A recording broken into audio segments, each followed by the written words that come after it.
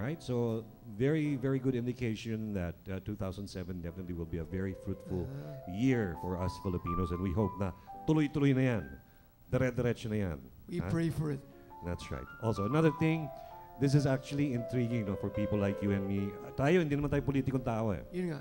Right? Yeah, So, and the good thing about RJTV, and probably most people think otherwise, no, is that we are not paid to say good things about the administration. Definitely, oh. All right? Neither are we paid by the opposition, no? Di ba? We share our thoughts with you. What we think, tama lang. You know, and then, tawag dito, it's up to you to draw your own, conclusion o anong decision ninyo. Like, for example, yung lumabas sa dyaryo ngayon, CBCP issues 10 commandments for responsible voting.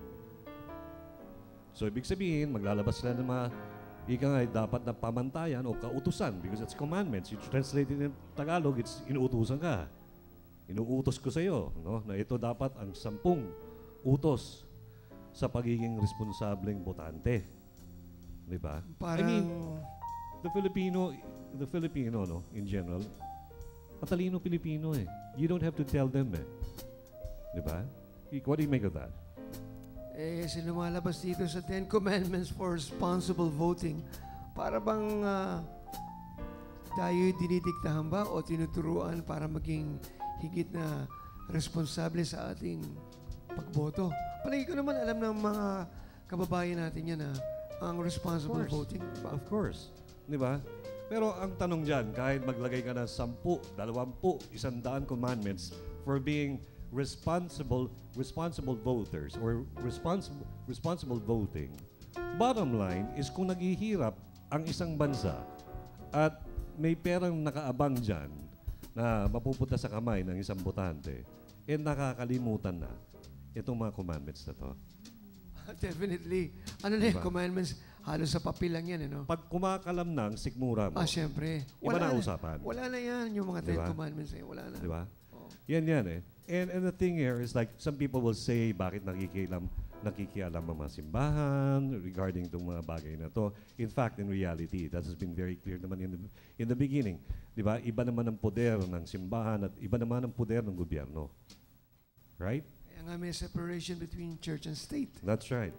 No? Ngayon, maliwanag na pakikialam ng simbahan ang ginagawa dito sa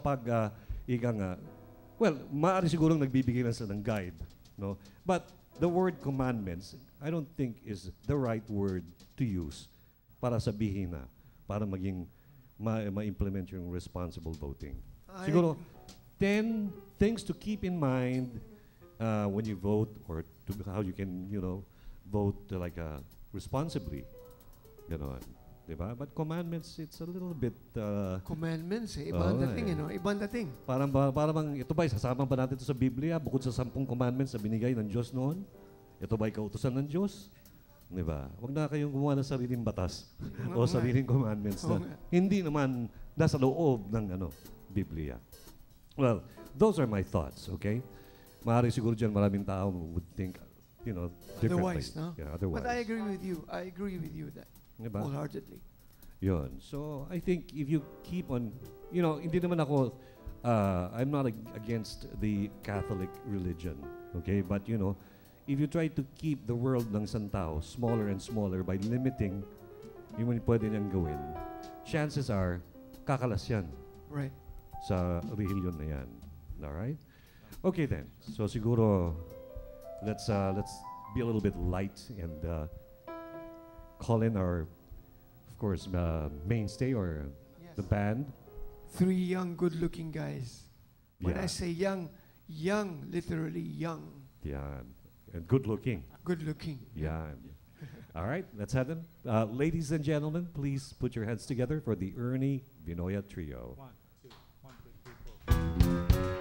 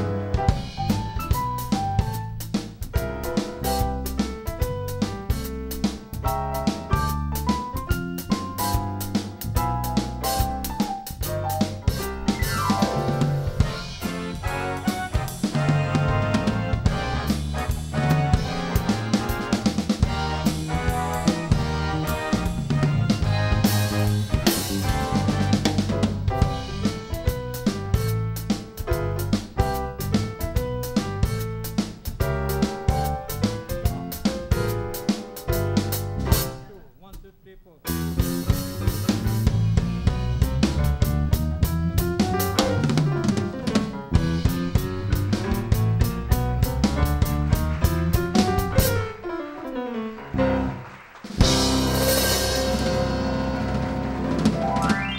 Yeah. Oh, boy. Yeah. Such energy and artistry. Right. Ernie Steve. Minoya Trio right there. Fantastic trio. It's a happy hour. Again, if you're in Makati, I'm sure you're going to get stuck in traffic this evening. And you've got no place to go, probably after a hard day or a hard day at the office, no? And you'd like to unwind, you can come to RJTV Bar. We are here at number 28 Jupiter Street, Bel Air Village, Makati City. Right after this show, we will have another show back at the main studio. And after that, we'll be back here for Jojo A all the way. And then later at 11 o'clock this evening, The greatest folk night. yeah, that's right. The greatest and the latest live dito po sa RJTV Bar featuring folk music. Folk music. That's right. Hosted by you. Hosted by me. And will you be also- performing tonight?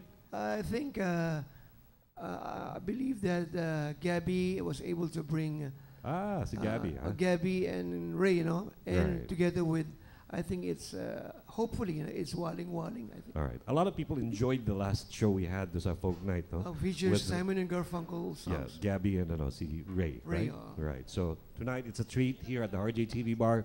Kung wala po kayo pupuntahan ngayong gabi, wag niyo po kalimitan. If you love folk music, mga songs like The Boxer ng ni Simon and Garfunkel. Yeah, Simon and Garfunkel. All right, things like probably Bridge Over Troubled Water.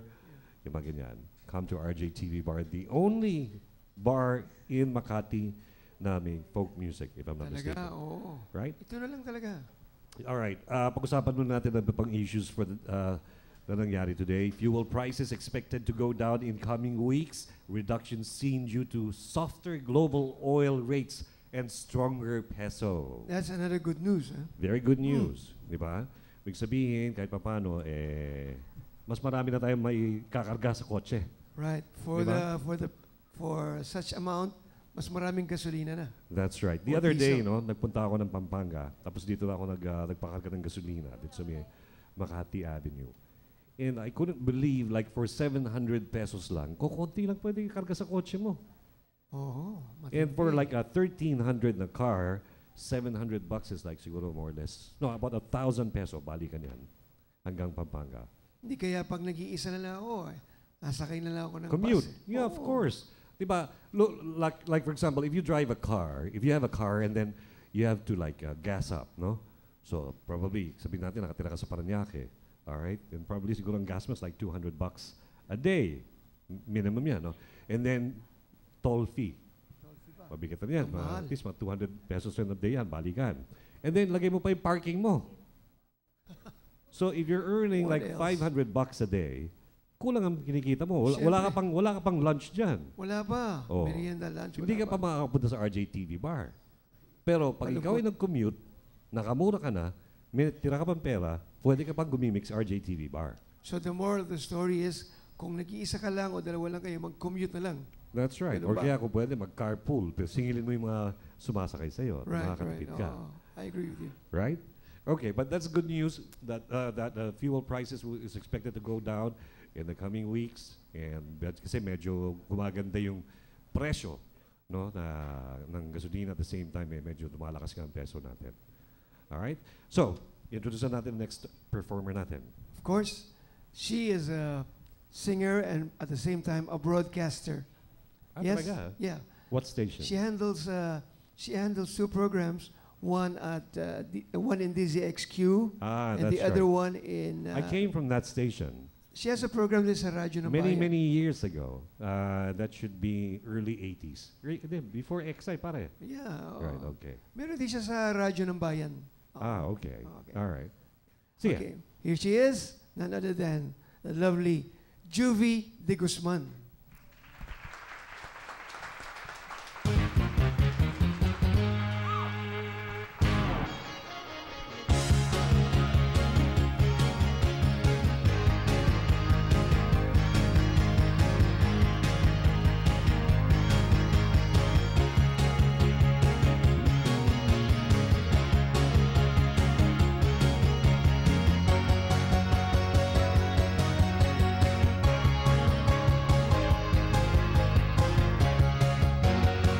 Palauna para magsaya, forget mo na ang problema. Pa-dance-dance para sumigla, rock and roll hanggang umaga. Wag ko tayo pang magpa-cry-cry, kahit ko ay todo bigay. Kaya join na lang kayo, let's all have a good time. Yeah! Let's hold.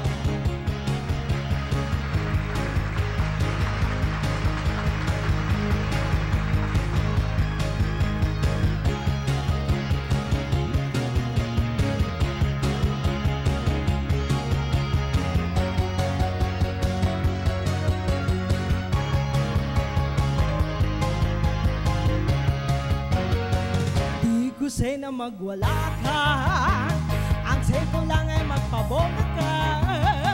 Stop ka na sa pagdurusa, ride ka lang sa problema. Di ko trip ang magpasabog, hate na hate ko ang matulog. Trip ko lang umiksena, head ko ay sobrang pilya. Ride ka lang mga kumadre, baw ka lang ng baw. Pasingsing ka lang, para ikaw ay sumaya.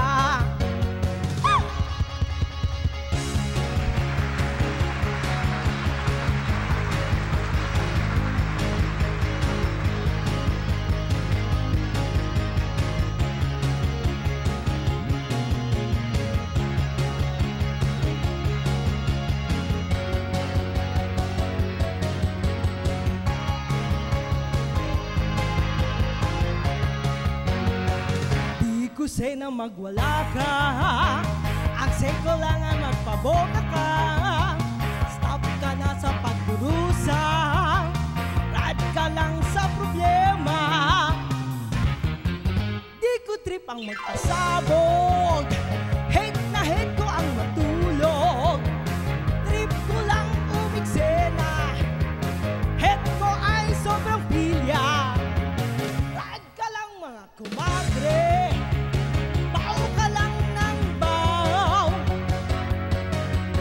Pasingsing ka lang, para ikaw ay sumaya. Kaya join na lang kayo, let's all have a good time. Kaya join na lang kayo, let's all have a good time.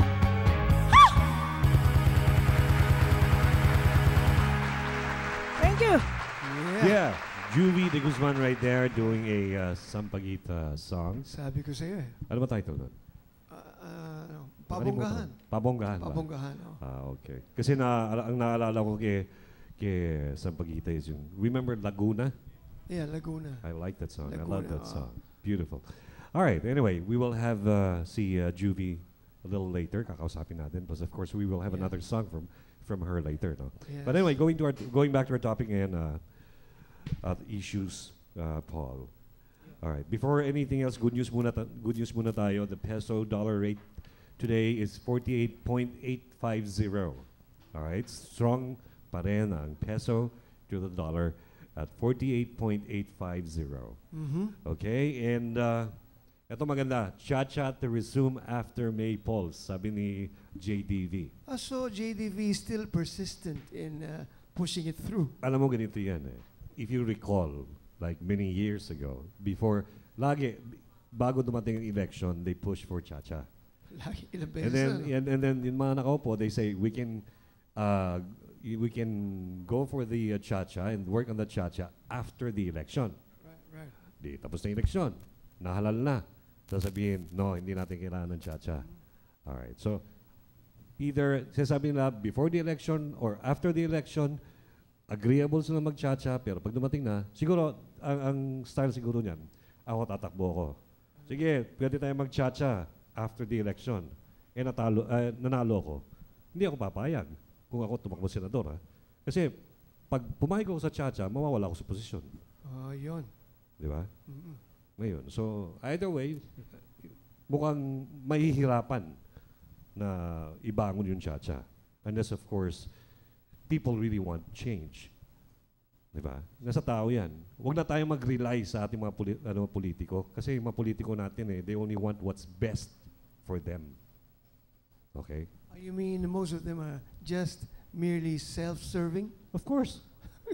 Of course. Simple lang yan. I mean, come on. You know, ang Pilipino naman, di bobo eh. Diba? What they want is what will make them, one, in power. Second, may pera. Diba? Yeah. Yun lang naman yan eh. Palagi ko nga.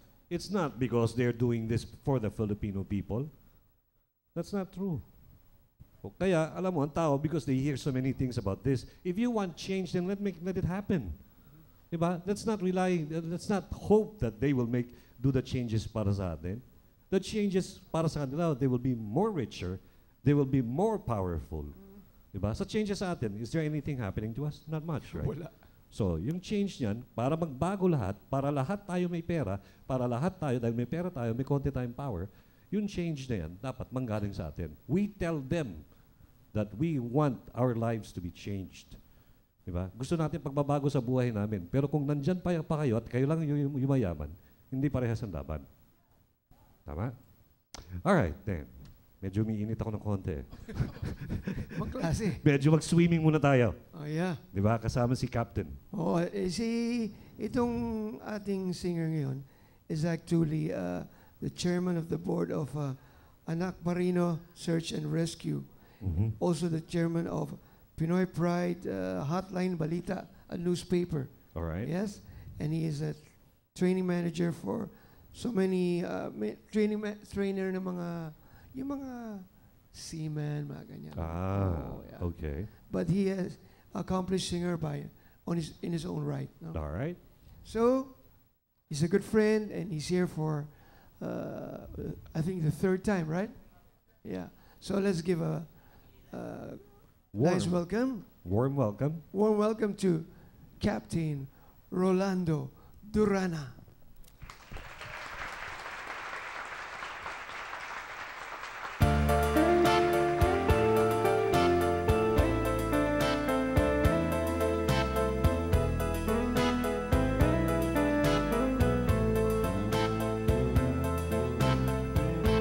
Malilimutan mo kaya ang manggang araw nating nagan, habang ako'y nagtitaglambay, ang alaala ay ikaw, ang ating suyuan walang kasing tamis, sa gunita pala ay ubod ng pait, ang nagtampong pag-ibig mo'y di ko batid, kung minsan pa'y nagbabalik, wala nang lumalabi pa sa dibdib ko. Kung di ang alaala ng pag-ibig mo, asahan mong hindi ka nga mag-isa dito sa aking gunita. Malilimutan mo agad ang maligayang araw nating nagdaan, habang ako'y nag-iisang nalulumbay. Ang alaala ay ikaw.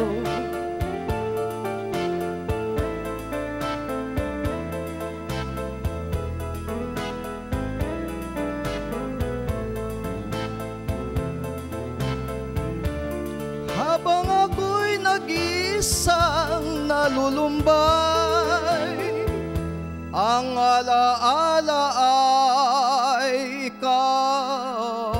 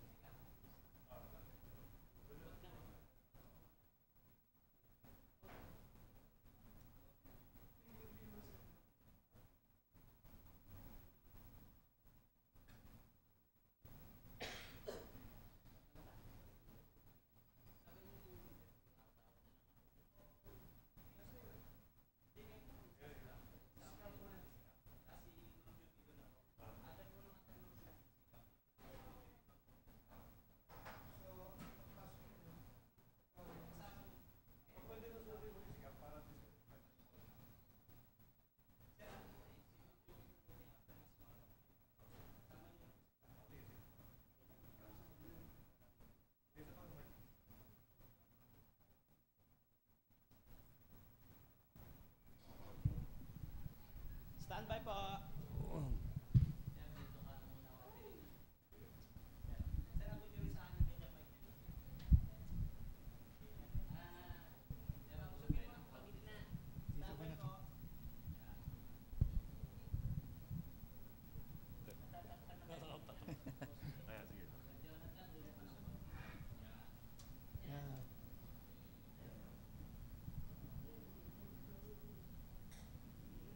Hindi Piligrina.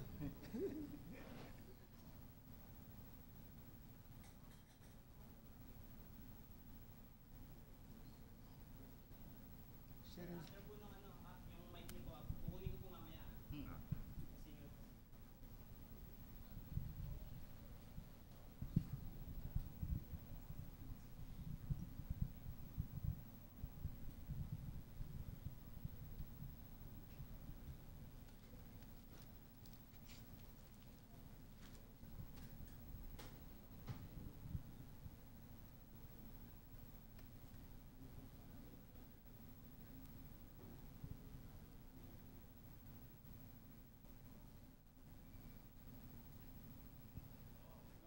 Nagbabalik ang happy hour.